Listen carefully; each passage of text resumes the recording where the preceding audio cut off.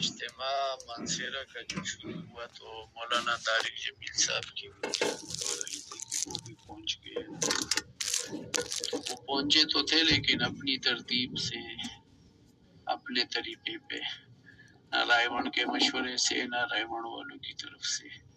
تو انہوں نے ہزارہ یونیورسٹی میں بیان بھی کیا تھا اور ادھر مولانا غوث ہزاروی کی خبر پہ بھی گئے تھے. تو پھر جب مشورے کا دن آیا تو مشورے میں جب اعمال طے ہو رہے تھے، مولانا خورشید صاحب، عباد اللہ صاحب، بابر جاوید صاحب، حشمت صاحب، سعید صاحب، ساتھ ان کے ہو سکتا ہے 2-3 اور ہو، رائے ون سے وہ آئے تھے مشورے سے. تو اعمال میں سارے اعمال طے ہو گئے. مولانا طارق جمیل صاحب بھی آ کے بیٹھے ہوئے تھے. تو انہوں نے اپنی ترتیب سے مشورے میں سارے اعمال طے کر دیے. اس کے عینی شاہد میرے پیر صاحب ہے، وہ بھی 18 نمبر جو شورا ہے اس کے وہ بھی امیر ہے، حلقہ جو ہے ہمارا ہری پور سے گلگت تک. تو کہتے سارے اعمال طے ہو گئے. تو کسی عمل میں بھی کسی نے بھی مولانا طارق جمیل صاحب کا نام تک نہیں لیا، کسی بندے نے بھی. تو کہتے جب اعمال طے ہو گئے، انہوں نے زبردستی پھر مولوی خورشید صاحب کے ہاتھ سے مائک چھین لیا اور باتیں شروع کر دی. ان میں یہ تھا کہ مجھ سے اللہ نے بڑے عزموں میں کام لیا اور یہ مولوی خورشید ہے، اس کو میں نے انگلی سے چلایا ہے، یہ بچہ تھا.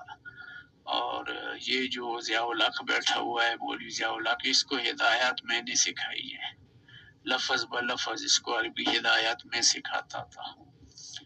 تو یہ مجھ سے کام ہوا، یہ میں نے کیا. اور اب مجھے لوگ چاہتے ہیں، میرا باہر سوشل میڈیا پہ چل رہا ہے کہ مولانا کا بیان ہوگا ظہر کے بعد. تو کہتے اب میرا بیان ہوگا، کل ظہر کے بعد میرا بیان ہوگا، ہر حال میں ہوگا.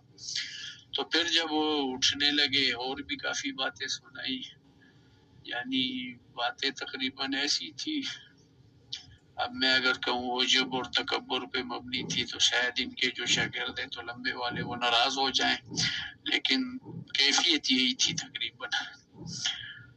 تو ساتھ یہ بھی انہوں نے کہا کہ سب منافقوں کی شورا ہے، یہاں منافق بیٹھے ہوئے ہیں سارے اور ہر شورا میں منافق ہیں. تو پھر اٹھ کے جب جانے لگے وہ مائک پھینک دیا اور کہا کہ میں کل کروں گا. پھر کہا کہ نہیں بھائی نہیں کرتا، ہنسنے لگے کہ میں اگر کرنا چاہوں تو میں کر سکتا ہوں، زبردستی کر سکتا ہوں، لیکن میں آپ ڈرو نہ. تو یہ مسکرا کے چلے گئے. تو پھر اس کے بعد پھر بزرگوں کو پتہ چلا کہ انہوں نے اپنا پروگرام بنایا ہے بیان کرنے کا. تو پھر مشورے سے مولانا آصف صاحب نے ہمیں بتایا، مجھے اور پیر صاحب ہم کٹھے بیٹھے تھے، تو ان سے میرے پیر صاحب نے پوچھا، مولانا فضل ہادی نام ہے ان کے، علیہ کے شاہ صاحب کے نام سے مشہور ہے، کہ کیا کیفیت تھی. کہتے میں اور 3 علماء اور ایک تبلیغی بزرگ ہم مشورے سے ان کے پاس چلے گئے فجر کے بعد. تو کہتے یہ ایک مالدار بندہ ہے، کوئی سیاسی نواز خان ہے، اس کی کوٹھی میں تھے. تو خادم مجھے کہتے پہچانتا تھا، اس کا بیٹا بھی میرے بیٹے کے ساتھ پڑھتا رہا ہے.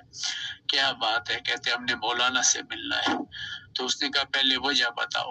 کہتے وجہ یہ ہے کہ ہمیں شورا والوں نے بھیجا ہے کہ مولانا سے کہ آپ بیان نہ کرے، جو مشورے میں طے ہوا ہے وہی ہوگا، اور اگر آپ نے بیان کرنا ہے تو رائے ون والوں سے رابطہ کرے، وہاں سے اپنا بیان طے کرائیں. تو کہتے مولانا نے اندر سے پیغام بھیجا، نہیں میں کروں گا ہر حال میں. پھر سیاسی بندے بزرگوں نے بھیج دیے، یہ صالح محمد خان اور 3-4 سیاسی بندے جو بڑے بڑے اس مانسیرے کے ہیں نا، MP.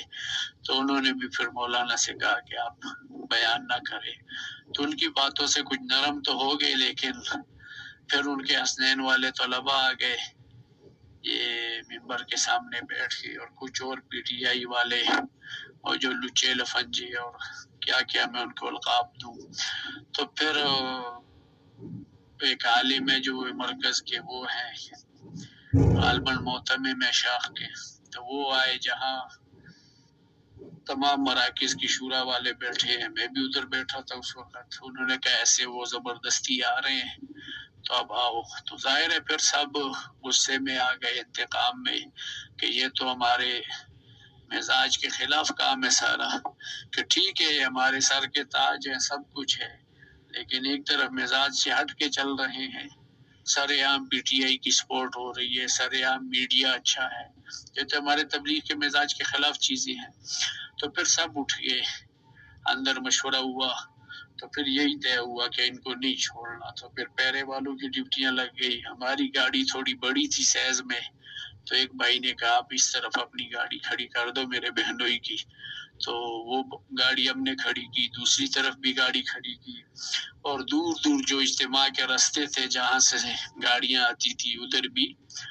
तो फिर हम नमाज में खड़े हो गए। नमाज में फिर जो उनकी सायरन वाली गाड़ियां हैं, उनके कुछ सायरन हमने सुने थे। तो बाद में मैंने एक खास साथी से पूछा, उसने कहा रास्ते से ही वापस कर दिया उनको। तो इस तरह फिर वो वापस जबरदस्ती यानी भेज दिया गया। और उस वक्त मिंबर पे नमाज से पहले मौलाना इबादुल्लाह साहब खुद चढ़े थे, मौलाना ज़ियाउल हक साहब, तो मजमे को तरगीब दे रहे थे प्यार मोहब्बत से, यानी आगे आगे ना हो, अपनी जगह पे बैठो। और मौलाना इबादुल्लाह साहब तो जो आगे आता था कहते भाई इसको बैठाओ, इसको बैठाओ। और ज़ियाउल हक साहब प्यार मोहब्बत से कि ये हिदायत का मजमा है, अल्लाह इसको हिदायत के फैलने का जरिया बनाए। तो लुब्बे लुबाब खुलासा ये है कि मौलाना ने अपनी जो रही सही वक़्त अज़मत कदर थी, वो रायवंड वालों के दिलों से भी निकाल दी, तबलीग वालों से भी। तबलीग वाला उस वक़्त 4 माह से लेकर 7 माह शूरा सारे तकरीबन सब की कैफियत और नफरत का इज़हार एक जैसा था। मुझ जैसा मलंग बंदा भी यानी ये कैफियत अच्छी न लगी हमें। तो ये मुकम्मल कारगुजारी है। फिर वो चले गए इस्लामाबाद और ये भी कहा कि मुनाफिकों का इलाका है, मैं फिर नहीं आऊँगा। तो जाहिर है अगर इस दिन मौलाना ज़बरदस्ती यहाँ चढ़ जाते, कल हो रहे मिंबर पे भी चढ़ते, तो ये तो हमारे मौलाना इलियास से लेके हाजी अब्दुल वहाब साहब की कब्र और उनकी मेहनतों, उनकी कुर्बानियों से एक बेवफाई थी एक किस्म की। ये मिंबर पे नहीं था चढ़ना इस वक्त, ये तबलीग पे चढ़ना था। तो अल्लाह पाक हम सब की हिफाजत करे, हमें तकब्बुर जब से भी बचाए और मशवरे के मुताबिक चलने की तौफीक दे। और जो मिजाज है उसी मिजाज में हम चलेंगे तो हमारी खैर और नजात है। जैसे सिपा वालों का मिजाज है, वो अपने मिजाज से चलते हैं, जब अपना मिजाज उनका ख़त्म तो सिपा भी ख़त्म। तो हमारा यही जो उसूल अकाबिर ने हमें दिए, मौलाना खुर्शीद साहब और सारे अकाबिर जब मौलाना तारिक जमील साहब बोल रहे थे बिल्कुल चुप थे, कोई किसी किस्म का जवाब उनको नहीं दिया। लेकिन उधर जाके जाहिर है वो भी कुछ सोचेंगे आखिर है कि अब क्या करना चाहिए। ये मुख्तसर सी कारगुजारी थी। अस्सलाम वालेकुम।